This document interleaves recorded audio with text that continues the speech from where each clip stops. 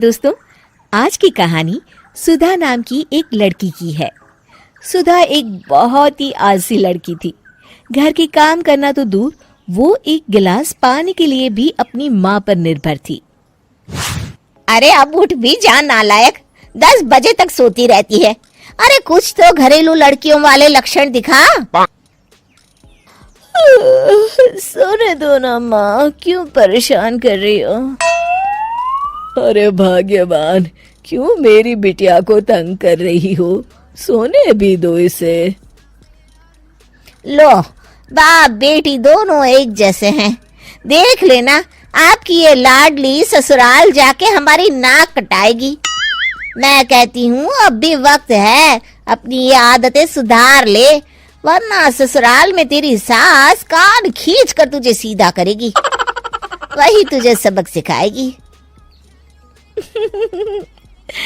दुनिया में आज तक कोई ऐसी सास पैदा नहीं हुई माँ, जो सुधा चोपड़ा को सबक सिखा सके।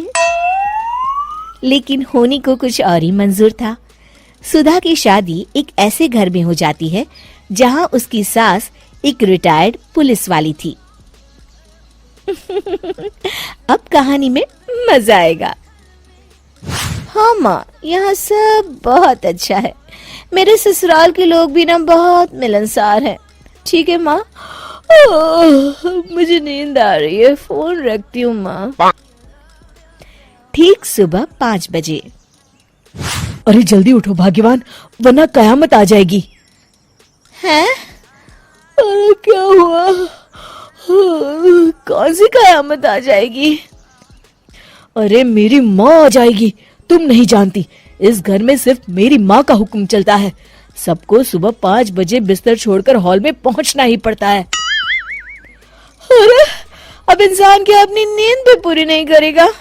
यहाँ मजाक चल रहा है क्या? तभी वहां सुधा की सास आ जाती है। अटेंशन! मजाक तो तू समझ रही है बाबू, ये मेरा घर है और यहाँ हर किसी को डिसिप्लिन में रहना होगा। अटेंशन!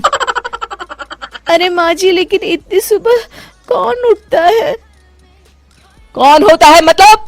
हम सभी उठते हैं, रोज उठते हैं, और अब से तुझे भी उठना पड़ेगा। आखिर मैं पुलिस वाली जो ठहरी। अटेंशन! अरे माँ जी, लेकिन अब तो आप रिटायर हो गई हो ना। तो क्या हुआ? शेर कितना भी बूढ़ा हो जाए, शिकार करना नहीं छोड़ता। उसी तरह हम पुलिस वाले रिटायर होने के बाद भी अपने अनुशासन में ही जीवन जीते हैं। चलो अब बेकार की बहस बंद करो और उठकर हॉल में चलो। अभी आधा घंटा तुम सबकी परेड चलेगी। अटेंशन! अरे मैं कोई परेड नहीं करने वाली। सुधा की सास अपनी बहू का ये बर्ताव देख झल्ला उठती है। गौर से देख, तू कहां और किसके सामने खड़ी है? यहां बात सिर्फ एक बार समझाई जाती है, बस। अटेंशन! इतना कहकर सुधा की सास चली जाती है। अपनी सास का ये रूप देखकर सुधा घबरा जाती है और जल्दी से उठकर बाहर चली जाती है। उस दिन से सुधा की जिंदगी बदल जाती है। हाय, थक गई मैं तो। ये घर है या जेल? कितना काम करना पड़ता है। लाइए दीदी, 2 रोटियां और दीजिए, मुझे बड़ी भूख लगी है। ठहर जा बहू, ये तू क्या कर रही है? मैंने सबके खाने का हिसाब तय कर रखा है। तुम 4 रोटी से ज्यादा नहीं खा सकती और ये मिर्च मसाला भी नहीं चलेगा। मेरी बहुएं एकदम फिट होनी चाहिए। अटेंशन! क्यों माँ जी, आप हमें दंगल में लड़ने के लिए तैयार कर रही हैं क्या? क्या कर रही हो सुधा? माँ जी को मजाक बिल्कुल पसंद नहीं है। चुप करके खाना खा लो, इसी में भलाई है। इस तरह धीरे धीरे सुधा अपने सास के रंग में पूरी तरह रंग जाती है, लेकिन इसका उल्टा ही असर पड़ता है। सुधा अपनी सास से भी ज्यादा अनुशासन की पक्की हो जाती है। सुधा की सास तो सबको 5 बजे उठाती थी, लेकिन सुधा सबको 4 बजे ही उठा देती थी।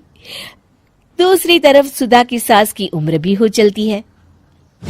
माँ जी, आजकल आप सुबह उठने में बहुत आनाकानी करती हैं। मुझे ये सब बिल्कुल पसंद नहीं है। अरे बहू, मैं तेरे हाथ जोड़ती हूँ, भगवान के लिए अब मुझे छोड़ दे। इतने सवेरे उठना और कसरत करना अब मेरे बस की बात नहीं है। माँ जी, आप मैदान छोड़ के भाग रही हैं। आप तो पुलिस वाली हैं। अटेंशन। अरे अब कहाँ की पुलिस वाली, अब तो मैं रिटायर हो चुकी हूँ। बस बहुत हो गया, अब तुम सब जैसे चाहे वैसे जिंदगी जियो और मुझे भी जीने दो। अपनी सास को गिड़गिड़ाते देख सुधा मन ही मन मुस्कुराती है। इस तरह उस दिन के बाद से सुधा के ससुराल वाले एक सामान्य जीवन जीने लगते हैं।